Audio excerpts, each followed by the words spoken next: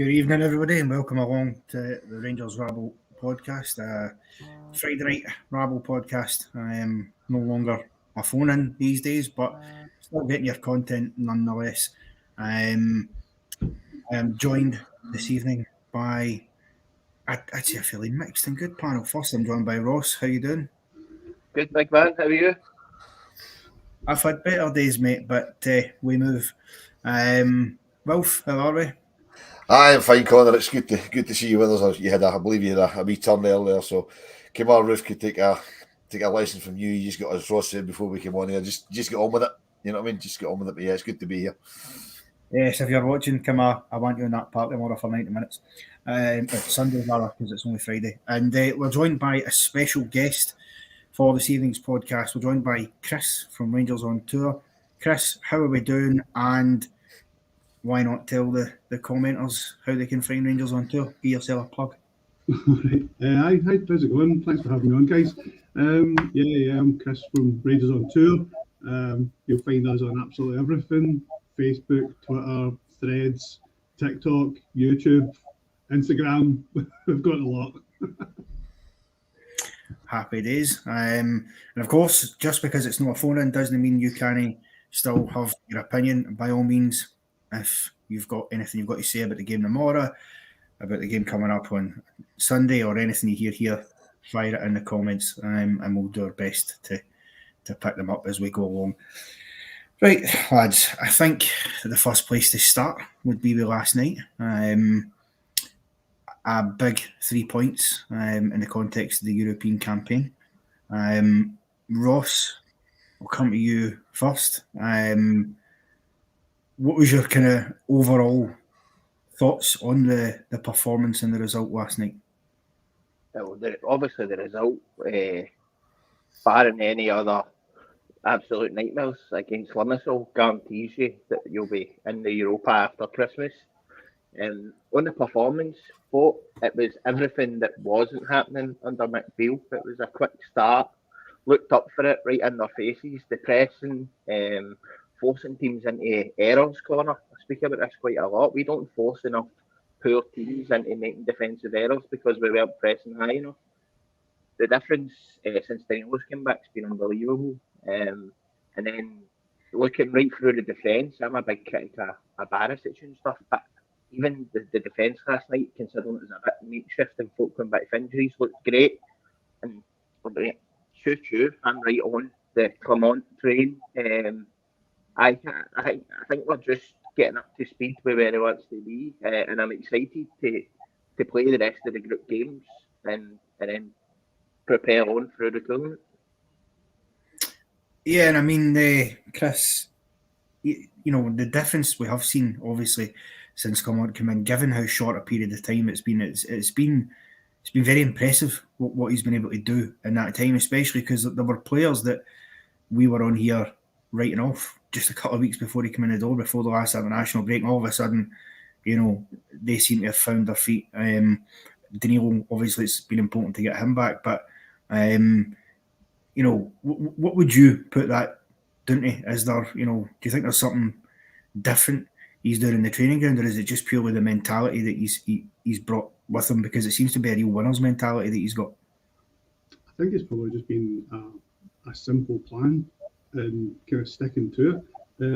I feel that during Beale's time, there was a lot of times where sitting in the stands, I felt that players looked confused of what was being asked them to do and like what they were being asked to execute. So I think that he has made everything much more simple, and he's also allowed them to start kind of express themselves a bit more. I think there was far too much, you know, if I've got the ball here, I need to do this X, Y, and Z sort of stuff. Whereas, like, I think it's very straightforward. Of he wants us to get forward, he wants us to attack, and he wants us to put pressure on the opposition instead of just let's hold the ball on for as long as we possibly can and make as many sideways passes as we can. Yeah, and it's refreshing to see that, isn't it, Will, to see us actually attacking games for the off, because, you know, I've often felt that we seem to start, you know, games quite slow in the first half, and, you know, either we maybe nicked a goal towards the end of the half, or we'd come out in the second half and then we'd really start playing, you know, when the heat was kind of turned up a bit, whereas now we're coming out as we did last night very quickly. Yep, obviously it's a mistake for the Sparta boy, but Danilo's harassing the defenders and in their face, causing that mistake. So, I mean, I don't know. You go every week.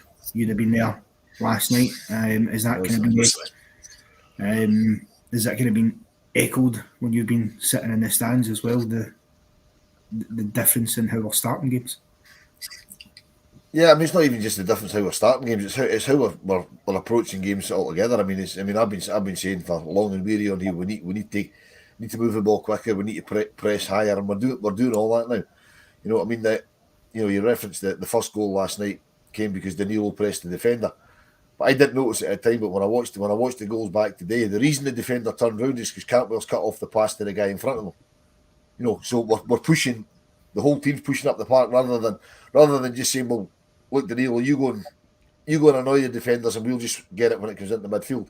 Cantwell made sure it couldn't get into the midfield, so the defender turned around and fell over it, which was the first goal, which Danilo took really well. So we're in teams' faces. For me, last night was almost a carbon mirror image, if that's a thing, of the first leg, because the first leg they could conceivably have been 3 or 4 up at half time, and last night we could have been 3 or 4 up at half time. The difference is last night we scored a couple of chances we were over in Prague, they didn't, and then in the second half we kind of drifted out of it a bit, partly because I think the squad's a bit threadbare and we couldn't really make the changes that we had to make, and they came more into the game, and and obviously they got the goal, which fortunately wasn't enough.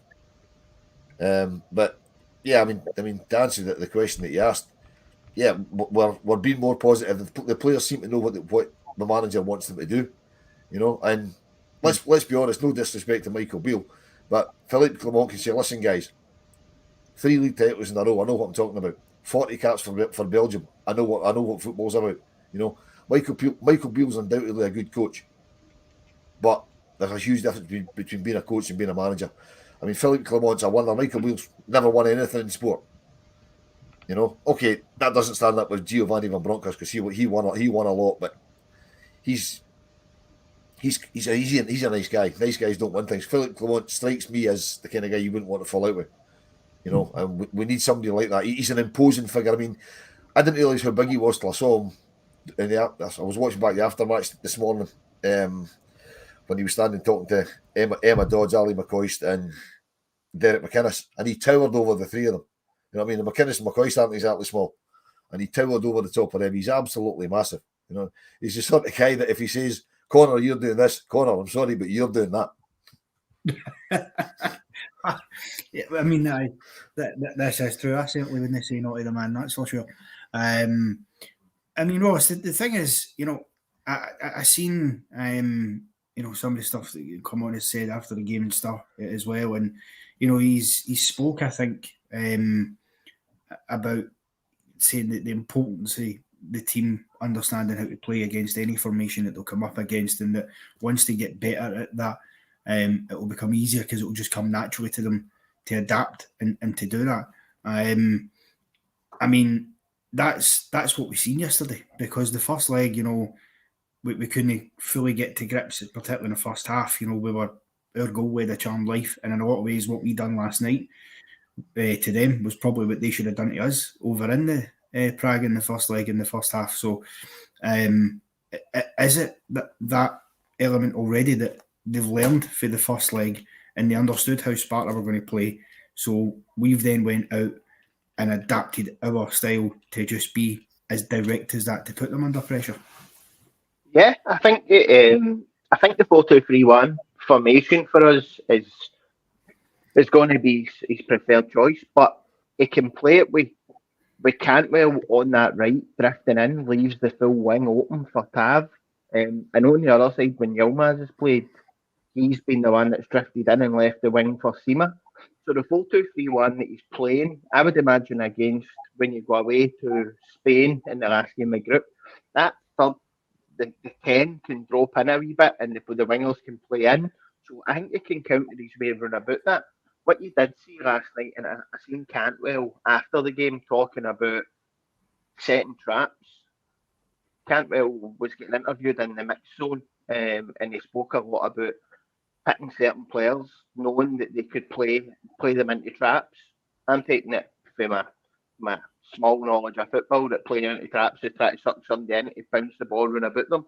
And we done that all night to the left side centre half of the three, and he was brutal, got hooked at half time. So we've obviously looked at teams. Yeah, listen, the new boss has said he's a football animal, and I believe that because he seems to be able to pick holes in teams that we weren't picking before. And we've seen it a wee bit against us as well. When you look at the two Hearts games, where the first game, the long ball into Shankland, peeling off onto Yilmaz was open all day. And the next game, Yilmaz drops out and Barisic comes in. So it seems to me as if he's going to put horses for courses corner. But the difference here being it's still square pegs and square holes and round pegs and round holes. We're not seeing that moving a centre half out to left back to try and counter that. So he seems to be a manager who's quite fluid in his selection. He'll pick the right players for the right games at the right times. And most importantly, make the big calls. He doesn't seem to be too pally with the players. He wasn't very popular in my household when he took Cantwell off the other day, and kept Lammers on when I was screaming for Cantwell to go central and Lammers to go off and Wright to come on the right, whereas he kept Lammers on and we got the results. So you've got to say that he's not scared to upset the fans or scared to upset the players by maybe taking somebody out that he doesn't think is doing a job when he thinks somebody else will do it better. So really encouraging for me because I think in our league it'll be good to see how he plays against the low block with the slightly better teams. Obviously we blew Dundee away and beat Hibs, but can we consistently do that? And you'll probably see it starting tomorrow, Sunday rather, at Livingston, where you know for a fact on a shitey park they're just going to sit for 90 minutes and try and catch us on the counter. Yeah, listen, they certainly will, and we will touch obviously on the game on Sunday a bit later.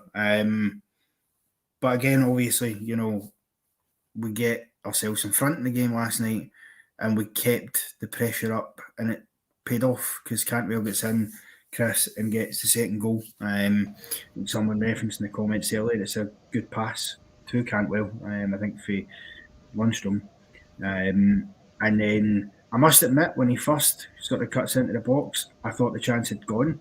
When he decided to cut onto his left, I thought he had to go with the right. Shows what little I know, because clearly it hadn't gone. And again, to me, that's a brilliant finish because he's got a couple of bodies in front of him and he's used them perfectly just to slot it home into the bottom corner. And I know he's maybe not been at 100% lately, but is that just a glimpse of the ability that Todd Cantwell's got when he does get himself, you know, fully fit and fully firing? Oh, definitely. I think last season we saw the best of Todd Cantwell and what he could offer us. So this season he struggled with an injury, but I felt that the goal that he scored, his chance he had earlier on where he smashed at it with his right, whereas that one there, he just kind of guided it in with his left, used the players as the kind of to catch the goalkeeper out. I think what Clement's doing right now with Cantwell is the ideal situation. I think under Beale, whatever, Todd had been playing until he fell apart. So he's now saying, no, I'm only going to play him for 60 minutes, I'm only going to play him for 70 minutes, and sticking to that and slowly but surely building him up. I know everybody else felt the same way on Sunday, that they were desperate for Cantwell to get moved in the middle and Lammers to get substituted. But I think in terms of a tactical decision, and the fact is that Cantwell was one coming back from injury and two had that yellow card, it ended up being the right decision because we needed to create width on the pitch. But again, I think that's it's shown as well with Danilo. I don't think we've seen the full potential of Danilo. So we've got all these guys who are. They're showing what they can do, you know, and that's the bit where all the fans can get jump on with. Again, we've just got to try and find out what we're going to do with Sam Lammers. Well, listen, I mean, there's still obviously, you know, areas for improvement there, and one or two other players as well that we need to kind of, I think, work out where we're going to go with Wolf. But you know, I think what Chris is saying there about, and Ross referenced as well about, Todd Cantwell is right, and the fact as well that the manager, because I always think as a manager you've got to be brave enough to stick to your principles and go, right, I'm the manager, I'm going to make the change. The fans are only going to make it for me. I'm going to make the change. And if it goes wrong, then it's on your head, be it, and you will be criticised. But when it goes right, you're vindicated, and he was vindicated in the Cup last week. In some ways, you could say he was vindicated last night because it didn't fall apart when he made the change. Although I think a lot of us would have preferred Lammers coming off. I mean, is that part of it as well, though, is trying to use all those players in the squad. If you give somebody like Lammers, for example, enough game time and give him every chance in the sun, if it doesn't work out, then he can't come back and say, I didn't get the opportunity. Well, he's got to use the players he's got. I mean, as I said earlier, his squad's a bit threadbare, particularly in Europe just now. And before I jump onto my point, we've got Chris from Rangers on tour with us for 15 minutes, and there's Derek Kerr joining us, a new channel member. So Derek, thanks very much for joining the channel. Absolutely wonderful. But no, I think the Sam Lammers one's a bit strange to me. I didn't think he was actually that bad last night. On the ball he's not great, but off the ball he does a lot of good running off the ball for me. Draws a lot of players out. There's a lot of people kind of don't really see that. I don't know how well that comes through on the TV. Obviously, I'm sitting at the game and I'm watching it, and I've sort of made my mind up that there is a player in there, and it'll take a lot for me to change that. But I don't know how long he can persist with him. I personally would have played Cantwell where he was last night, and either put Lammers out where Cantwell was playing or not start Lammers at all.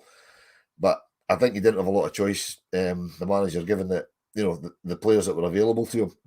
It is a bit strange. I mean, you've got to think that Campbell's fitness still isn't what it should be, because the thing to do last night probably would have been to hook Sam Lammers, but he hooked Campbell again.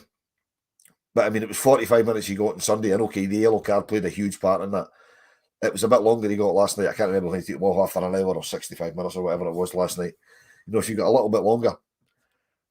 I'm not sure if Cantwell will start on that carpet in Livingston on Sunday. He might just give him the day off, but then he might play him because he's got 2 weeks without a game because of this daft international break that's coming up. So that'll be an interesting one to find out. But again, we'll get to the Livingston game later. But I mean, the man, to me, what the manager did with Cantwell on Sunday, the first thing I thought of was Dick Advocaat with Fernando Eriksson when he took him off against Celtic after about 23 or 24 minutes because he was having an absolute shocker, and that was Advocaat saying, look, he wasn't in the door that long. That was him saying, look, I'm the boss, I make the decisions, and I'll live or die by what I'm doing. And ultimately, okay, it didn't work that day because we got hammered, but we were 2 down at the time we took him off, from memory. But ultimately, it worked, So if Philippe Clement turns out to be half the manager Dick Advocaat was in the first couple of years, he'll do for me.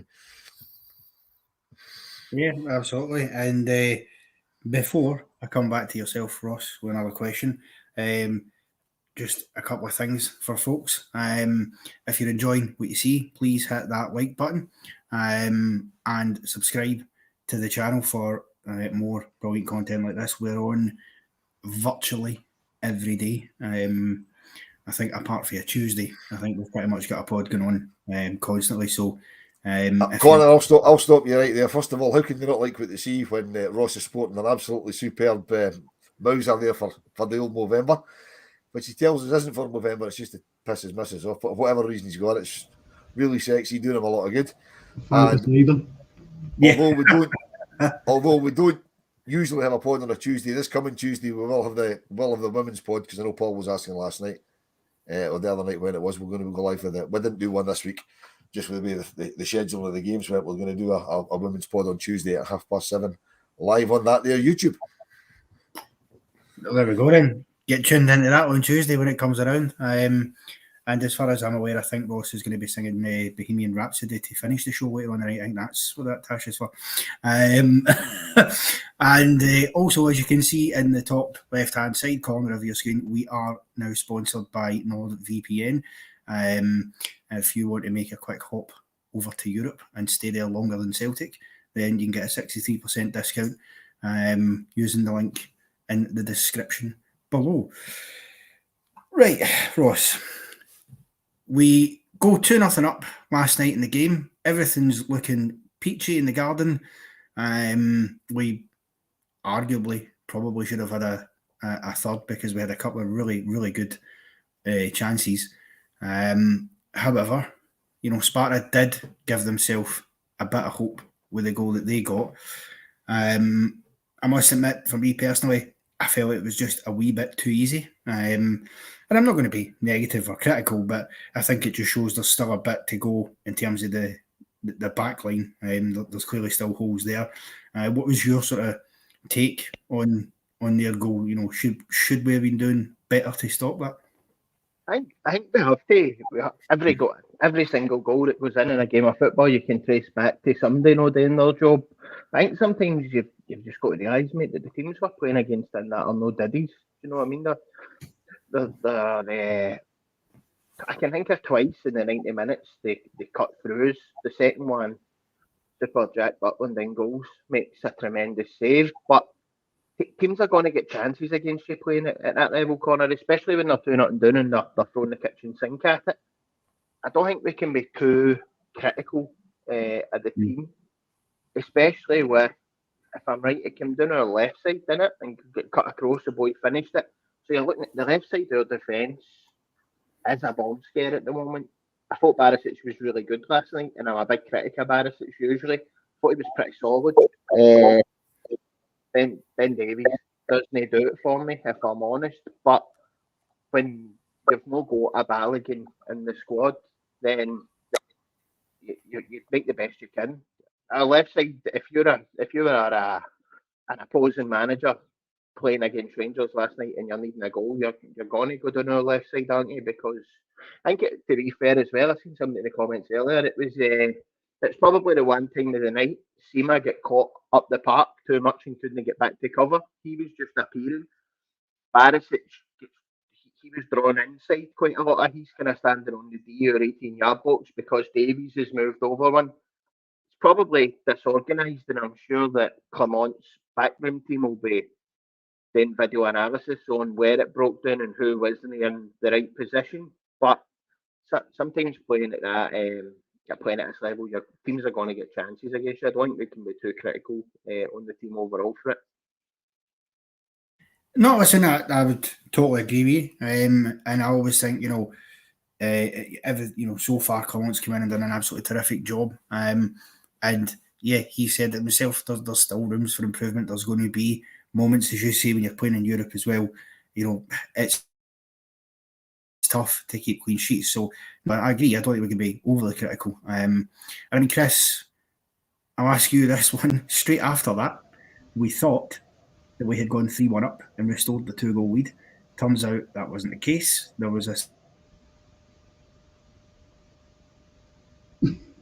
that's Connor's good old internet, because I think what Connor was saying there was straight after they scored, we were up the park, made it 3-1. We all went absolutely bongo in the stand, and all of a sudden there's a VAR check, and the goal's disallowed for a foul in the build-up. Yeah, I was mid updating the scorecards for the page, and I kind of looked up. I was like, "Oh, brilliant goal!" And I started doing it, and I was like, "No, wait a minute, it's going to be a VAR check." Because as soon as you saw it, you knew it was going to be. We're going to pull it up for something, and it's the way the game is now. So it's unfortunate. It's unfortunate. Yeah, I'll be honest. I'm in CD1, so I'm the other end of the park and at the side from it, and I saw the defender go down. The first thing I said was they're going to give a free kick, and I had no idea what it was for. I just saw the guy fall down. Yeah. And I watched it that bit back today, and Danilo was unlucky because he clipped the boy's heel, but he knew nothing about it because he's watching the ball, and he just kind of came across the guy. And to be honest, it was a free kick. So, but we can say that in hindsight because we won the game. You say that you're 2-1 up. I heard somebody say on another podcast last night. It was the sort of decision that's easy to give when the team that scored the goal are winning. Yeah. Not such an easy decision to give if that's for the home team and they're getting beat. it's not such an easy decision for the referee to give or for the fans to accept. Had they gone on and equalised, I don't think we'd be sitting here so well. Okay, it was a free kick. Would we start writing letters to UEFA about a conspiracy about VAR? Oh dear, no. We just move on from it. Can I just say on that how good it was to have a commentator who's watching the club he supports, who at first goes, "That's never a free kick," and then watches it and goes, "Oh, by the way, that is a free kick," rather than a 40-odd-year-old man sounding as if he's crying all the way through these kind of games, just denying what's in front of everybody's face. It was good to see a commentator just being honest and being a commentator. Great. I feel the same as well with Alan McCausland and Kevin Thompson. I always think they're quite kind of. You can, when things go for us, you can hear they support the club, but they try their best to be as as neutral as possible. And I actually feel at times the two of them can be quite critical. Like they don't ever think they were absolutely brilliant, which I find really really good. I don't want to have cheerleaders in the commentary. I agree. Wilf, I must admit, I also missed Goldson's yellow card. I just seen him be booked. I didn't see what he was booked for. Did you see? I didn't at the time. As I say, I've watched a bit of it back today. He did appear to foul one of the Czech players as he was running through. However, it's a ridiculous booking because the guy was flagged offside, but he was flagged offside after Goldson had fouled him. So he got booked for the foul, but the linesman put his flag up, and we also got the free kick for offside. So I don't quite see how it can be. He fouled him; it probably was a booking. However, the guy was offside, so it was out. I don't really know how that works in the laws of the game.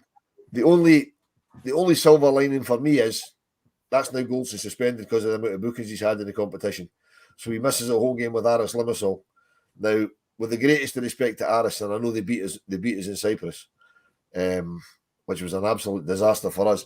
If we can't beat them without Connor Goldson in defence, we don't deserve to still be in Europe. And I'd much rather he missed that game than potentially got a stupid booking against them and missed the trip to Seville. But then who do we play? I agree there. Well, that's a good question. Who we play, obviously, is going to depend on fitness levels. Instinctively, if they're both fit and available, it'll be Davies and Suter, you would have thought. Because Balogun obviously isn't in the squad. If one of them aren't available, then that's when you're into Leon King territory, realistically.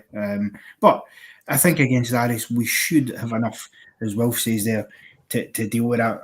I do think it's a strange one, though, because like you say, Wilf, I mean, if a referee gives a penalty, but the offside flag then goes up as deemed offside, then the penalty gets wiped out. Even if he's given a red card, that would get wiped out as well because the flag goes up. So I don't know why that didn't. But anyway, that's the thing. And just on that, just to slightly, put forward a different opinion on the disallowed goal in the VAR, simply because I know there will be people who will have a different opinion on it. Is there an argument potentially, Ross? Now, I agree. I think it's a foul. I think, shouldn't have stood. But is it clear and obvious? Is there an argument to say that the referee didn't have an unobstructed view of that and didn't have a problem with it on first viewing? So therefore, should VAR have got involved? I think it should have, by the way. I'm just putting forward that argument, shall we say. I'm hearing a lot of people arguing about VAR now for different decisions. Obviously, come the morning after the other European game this week, it's a topic of conversation in work. Mate, I'm split in the middle with it. See, last night, if you're uber staunch, you would look at it and say, Danilo's looking at the ball, their defender's looking at the goalie.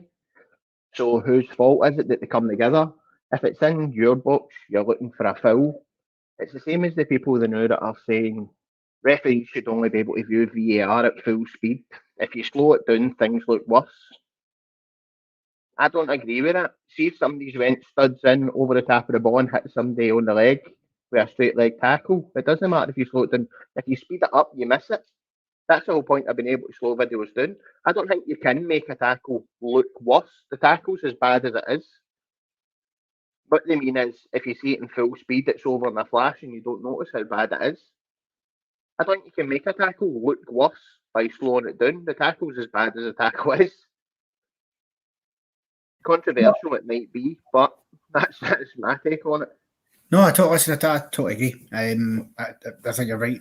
And Shona, you're absolutely correct. You can't overturn a yellow card. That is very, very true. I wasn't suggesting you could. No, there was one the other week. There was one the other week that somebody scored a goal, didn't they? Then ran away and took their tap off. Yeah. It was the Copa Libertadores final. The guy scored the goal in extra time, and it was the first time Fluminense had ever won the thing. If they could see it out, which they did, and he ran the entire length of the park, jumped over the digital boards, climbed up a wee set of steps in with the ultras, and got booked and got sent off. No, I can't even remember that. There was a game last week or the week before where somebody scored a goal, ran away, took their tap off, celebrating with the fans and that, offside flag up. I'll tell you who it was. I'll tell you who that was. That was the boy for Celtic. That was the boy. The boy that we were supposedly linked with. Oh yeah, he was Palma. That was the last. Palma, that's him. Yes, Palma against Lazio. Yep. Yes, correct. I thought the longer I dangled the wee fish there, somebody would bite. That voice, much appreciated. Oh, I'm sure you've had bites in the comments. And so can I just make a point to Shona about getting rid of VAR now? I'm not sure what I think about VAR, but VAR isn't the problem because VAR works. It's the clowns that are interpreting VAR. Yes. Yeah, I mean that's the problem. I agree, and I think the other thing as well, and again, it comes to the people who are running it. The messaging that they've sent out has created a level of confusion among people that you just, because reality is there are some decisions that may be on the surface wrong decisions, and I don't disagree that they would be, but that actually are subjective. And people have to remember that just because the person in the VR room has an opinion that it might be, a foul or whatever, or it might be a sending off, doesn't mean that the referee has to necessarily change his decision. He doesn't have to, go with that. So there's been times where he's maybe not been sent to the monitor because they've looked at it and went, well, they'll ask the ref, basically, what did you see? And if he comes back and says, yep, seen yada, yada, yada, and it's the exact same what they've seen, but he's happy with it, then he's not going to go to the monitor. Unfortunately, we have messaging that, this clear and obvious nonsense, which nobody really knows what it means, because what's clear and obvious to some isn't to others. So I agree. I think it's farcical, and to be fair, we could be here all night talking about that. But moving on, I am very keen to bring up Ross McCausland, Chris, because I thought yet again that this young lad he's impressing me every time I see him, and he's impressing everybody. He's utterly fearless. He comes on in that game last night when we're in a comfortable enough position at 2-0, gets himself involved, and I mean, what a ball he plays through to Danilo, who, okay, probably could have squared it earlier to Sima or maybe hit the shot himself, but when you combine that and then the runs that he's had with the ball and how comfortable he is, again, another great pass to Ryan Jack, where I think, again, he could probably hit it first time, but opts to cross it in. I mean, how impressive is he? But he is a young star in the making, isn't he? Oh, definitely. I think the big difference, especially with somebody like Clement, I think that what he'll do is it's giving a youngster a chance to show what they can do. Whereas I feel that there's a lot of times with, especially kind of Scottish youngsters, it's kind of like, right, go out there, but don't make mistakes. Whereas like I'm sure Clement has said to him, like, I know how good you are. He actually said it in the press conference, was it today, talking about how their tactics stuff like, and he's like, Ross got the ball and ran by 3 players and set it up, and they're like, that's not what we asked you to do, but that's really impressive, and that's what you get from young players. They have that fearlessness because they want to go and show how good they are to give themselves a chance. If we still had the B team this season, McCausland would either be in the B team or we're at loan. So if you get your chance, you need to grab hold of it. It showed you how much Zach Lovelace, when he came off injured, because he was devastated because again he knew that was his chance, and that's what these young guys all want. They want to be given a chance. And so, if you're looking around and there's injuries and suspensions, this is your opportunity to stake a claim. And now you've got the fans all saying, yeah, this guy should be in the team. And that's what you want. You want fearless players. I totally agree. And I think Wilf, he can't be far off getting a start now. Would you be tempted to start him at Livingston on Sunday? I know the pitch and all the rest of it, but to be fair, having played for the B team, he'll probably be accustomed to plastic pitches. He'll have certainly played on a fair few. You've obviously not watched the podcast on Wednesday, because I said on Wednesday that I fully expect him to start on Sunday. I didn't expect him to start yesterday. I did expect him to come on, which he did. I think he will start on Sunday. And let's remember, right, Ross McCausland's 20, right?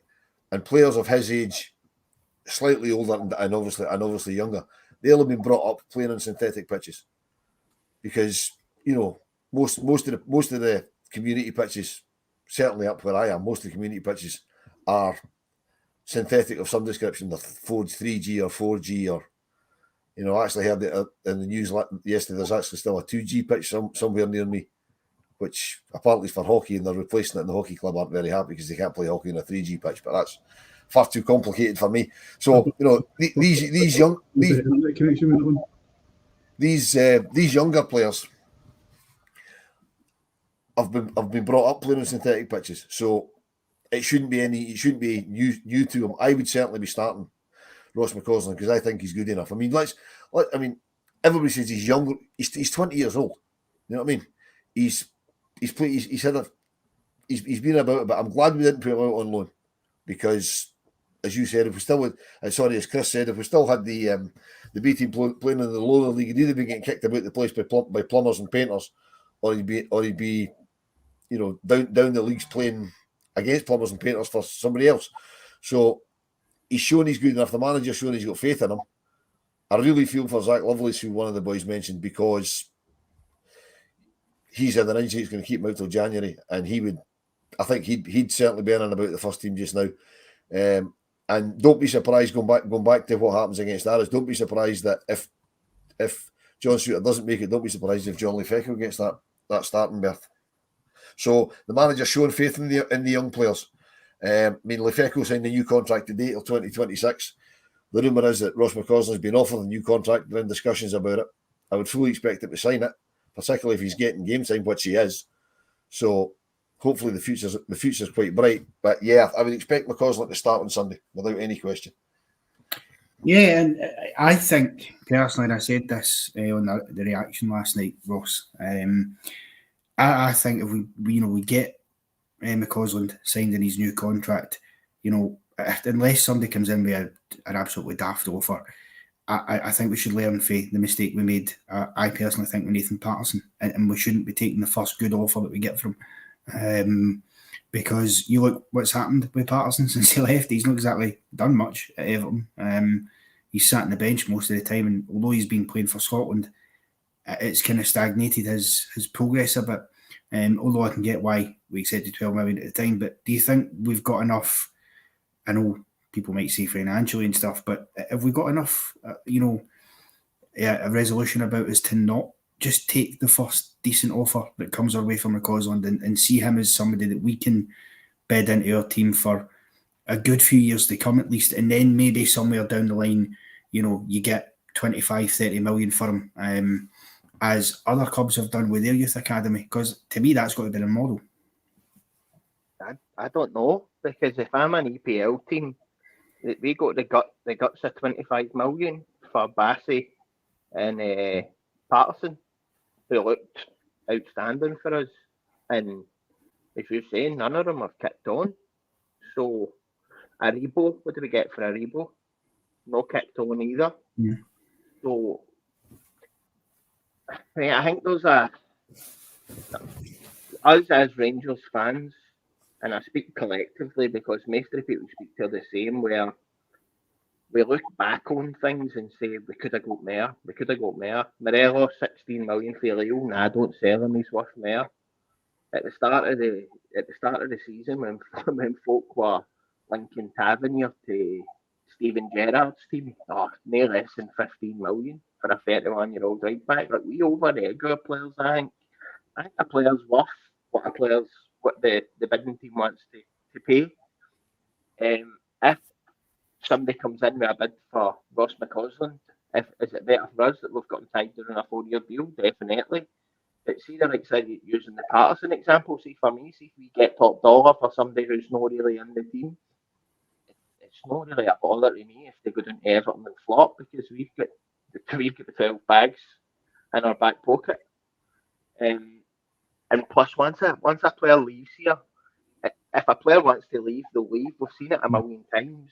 There's not much you can do looking at the likes of your Billy Gilmore's, the boy Mabudi. Players like that, mate, that don't sign a professional contract with us because they can get big bucks and go elsewhere. I think the only thing we can do with McCausland, mate, is offer him a contract on a decent salary that is enticing enough to make us the best option, and also to bed him in games. I think Livingston at the weekend's possibly an ideal game to give him a start. I thought last night when he came on, he was good going forward. My worry is sometimes he's got that exuberance that he just wants to go and face the ball like a bulldog. And a couple of times last night, they set the trap for him and he ran right into it and they just passed their way out and were away down that side. But he's not played against players at that level before. He's been playing, as Will said, in the B team against guys like us. So, yeah, there's a fine line. But if the manager sees something in him, you better start giving him games. Then, by all accounts, give him a new deal on improved first team terms. You bed him in, and you see where it goes, mate. If somebody comes and offers you 12 million quid for Ross McCausland, the same as they did for Patterson, and you've got somebody there who's playing week in, week out the way we had to have, if you've got, say, a Cantwell that can play there, you've got to take the 12 million quid every day of the week, because he's not going to get any better sitting on the bench anyway. So it's a juggling act, isn't it? And the good thing about Big Phil is he's massive, so he'll have big, massive horns that he can juggle on it and he bother. Yes, I'm sure his wife's appreciative of his massive ones. Yeah, so we'll kind of round up the European chat, Chris. Obviously, if we beat Aris in the next game in, I believe, 3 weeks' time at Ibrox, that puts us in to the I nearly said the knockout stage, but it's the playoff round that's now called, with the Europa League, where we'll have to play a team dropping down from the Champions League. Do you think that we will get that result and get to the next stage? Yeah, I felt that the away tie to Limassol was just a perfect storm of Beale leaving and the players, were just rock bottom and just couldn't perform. Whereas I think now, under the new manager, they'll have this thing of like, we want to win this tonight because in our stadium. So I can see us really kind of coming out and taking the game to them. We have to watch out because their main tactic is beating teams in the counter attack, where they've got a lot of real pace up front. But I feel that the Ibrox crowd and how we perform on that stage will be hugely beneficial to us. I think if we get the 3 points from that game, we go into the game against Betis, then that becomes a shoot-off between us and Betis. So say if Betis beats Sparta, I think in the last game, whoever wins that tops the group. So it's still all to play for. We're going to take it one game at a time, but I think that in terms of Andy coming to Ibrox, I don't really think anybody would want to come to Ibrox. These Thursday nights, and we also know the Europa League music is way better than the Champions League music.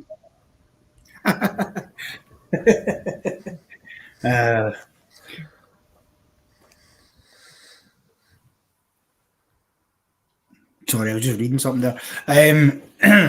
Okay, so parking that to one side, Sunday, talking about teams who like to play in the counter-attack. Away from home at Livingston. Of course, you will be in the stands, as I understand it, Wilf, for that one, as usual. It's another challenge for Clement, isn't it? Because he'll personally, I'm sure he'll do his homework as he has seemingly done in everybody we've played, and I'm more than confident he's getting a result. But I'm not so sure in Belgium he'll have found himself at many grounds like the Spaghetti had in his time. And we know that pitch can make it tough to play good football at times, and they'll obviously sit back, basically, parking the bus 9 men at the back, and they'll try and counter attack on us. Do you see us having any problems in getting a result? And do you think there'll be a lot of squad rotation, or will it just be one or two changes for you? It's always difficult going to Livingston because it's a terrible, terrible pitch to play on. It's a strange environment. We always seem to struggle at Livingston. I mean, even times when we beat them comfortably, we seem to struggle against them and then kind of see the game out late on. So I don't think it'll be easy.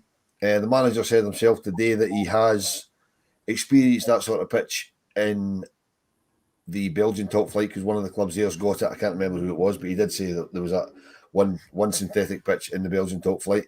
As for stadiums, I can categorically state that the Spaghetti had is better than some Belgian top flight stadiums because I went to the actual stadium of the Belgian team that we played last year because they played their game in Leuven against us when we played USG. But I went to USG Stadium and it's no better than a junior ground, which is why they couldn't play in it.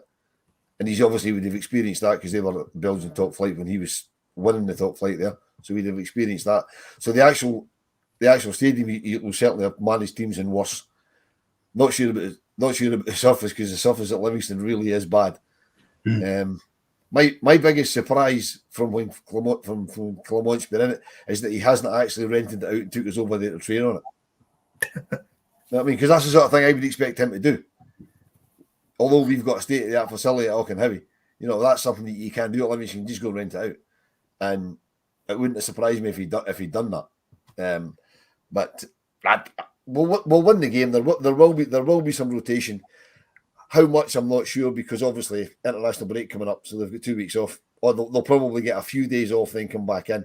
So it's the first time since he came in that he's going to have time with the players, so he can basically run them into the ground on Sunday, give them 2 or 3 days off, and then have 10 days try to get his message across.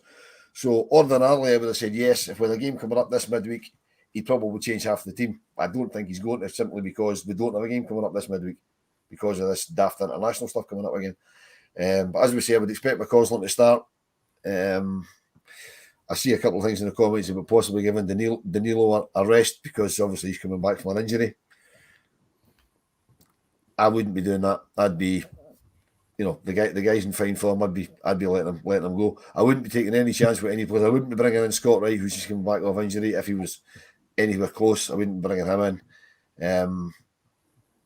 Possibly fill the bench with younger players, and if we get 2 or 3 up, which is unusual at Livingston, but bring them on, give them a bit of experience. He seems to like doing that. But I think we should win fairly simply. We should. We absolutely should. And to be fair, over the years that Livingston have been back, more often than not, we have found a way of winning there. It has to be said. We've had a couple of frustrating afternoons, but we've found a way most of the time.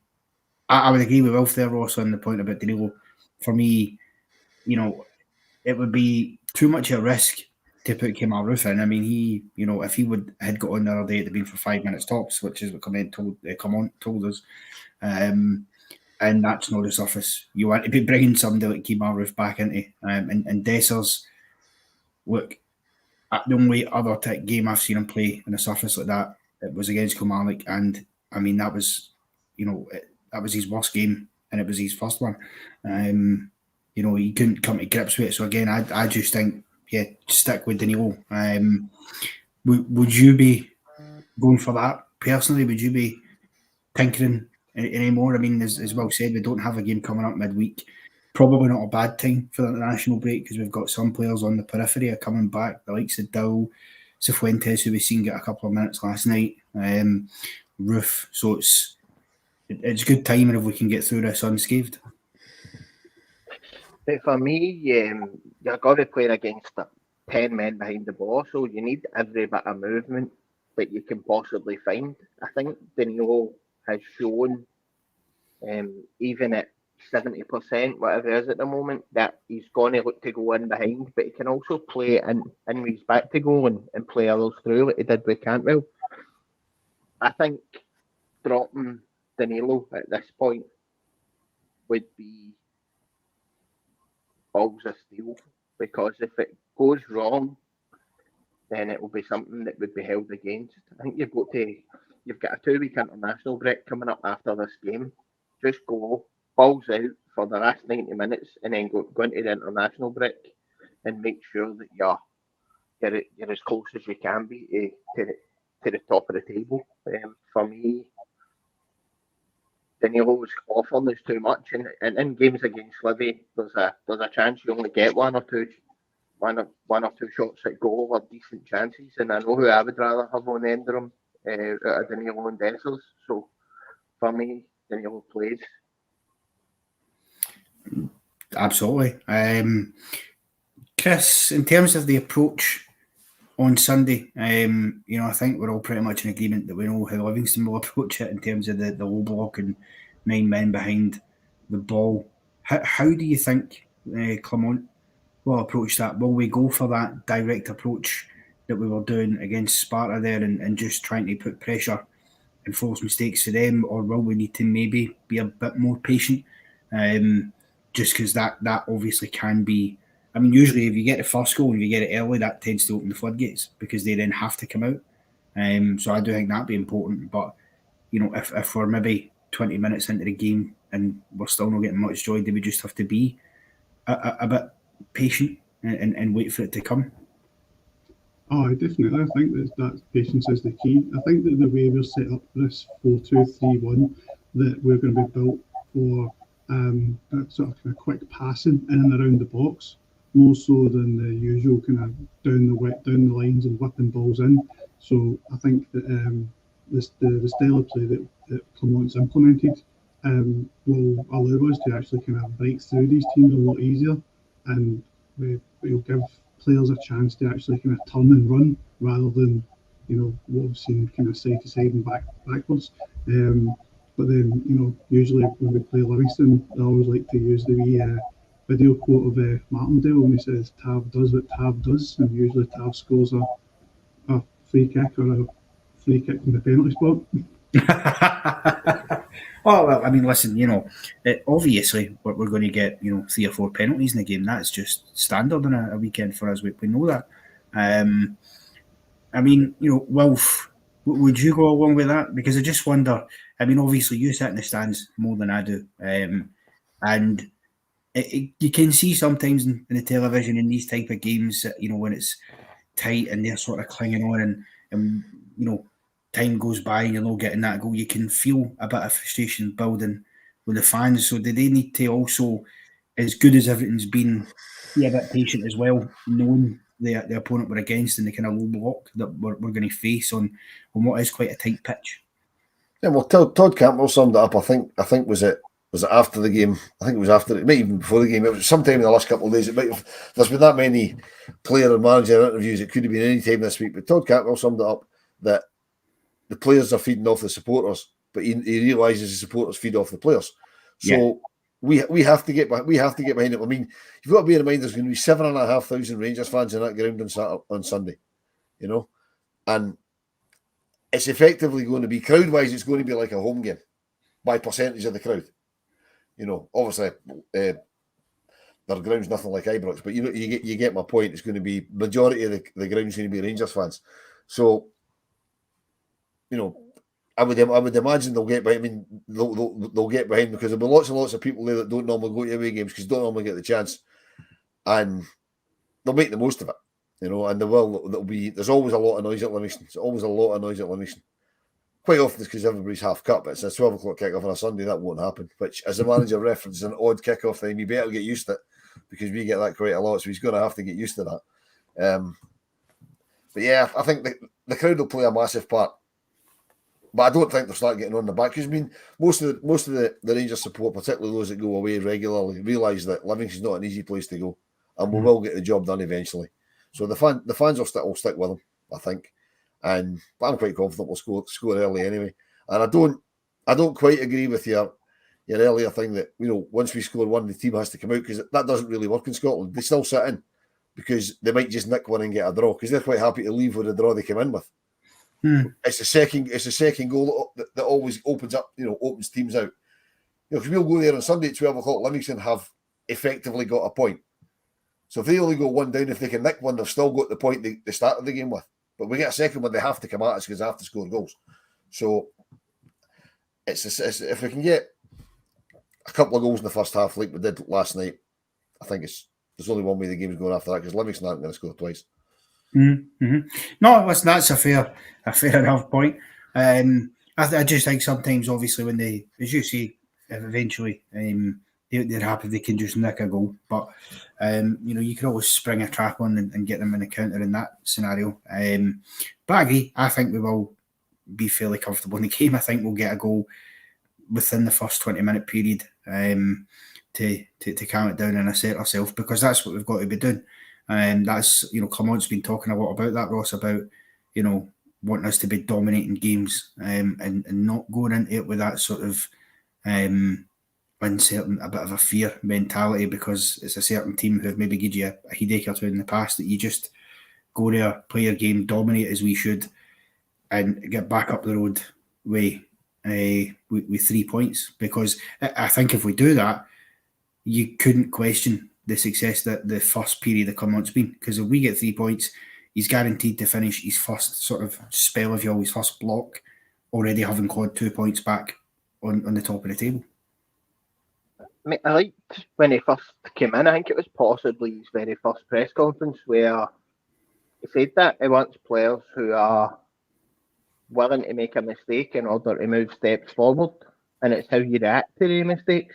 And I think that he's baked that into our play straight away. I had major worries that the likes of your Lundstroms, your Jacks, had been that drilled to play the horseshoe through Van Bronckhorst and Beale that it would take a bit of time to get them to just take the ball and immediately think forward. But Clement seems to have instilled that really quickly, that we get the ball, we go forward. We work as a team, we press as a team, we do everything as a team. I'm starting from next year's Movember the new, then I'll probably have a much better one by then. But yeah, where was I going with that there? Aye, he's pushing his forward in the hopes that we'll go and break teams down. The more people we've got in the opposition third, the better.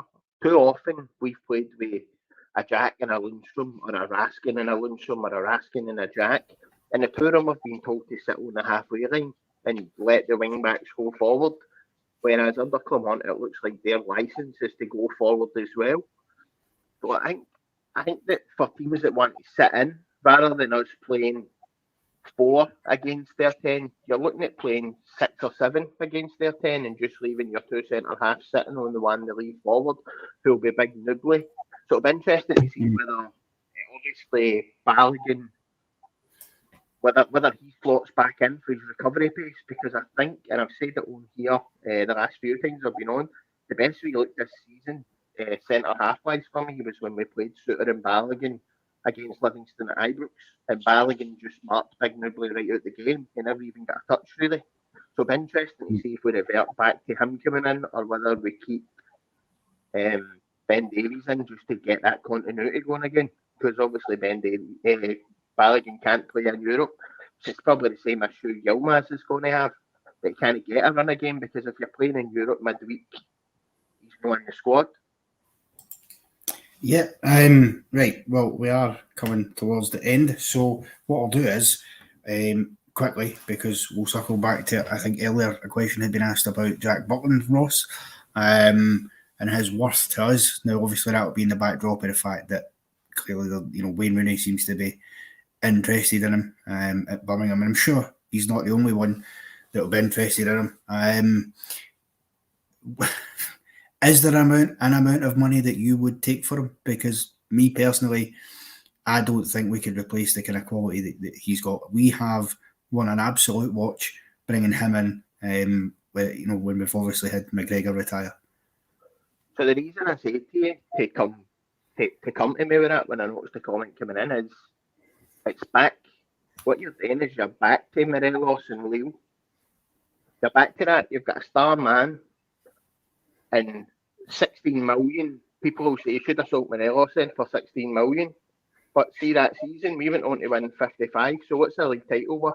What was Stockton 10 in a row worth? What was 55 worth?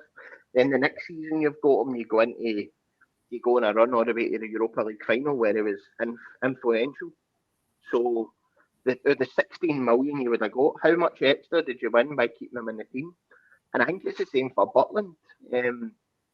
For me, Jack Butland is the difference between 12, 15 points a season. You seen it the other night. He came last night, rather. 90 odd minutes. Corner comes out, claims it, down, wastes time, does all the shithouse stuff as well. But he's got that big handsome face that you don't think he's. Whereas McGregor looked like an angry man. I mean, he was doing the shithouse. He looked as if he was winding people up.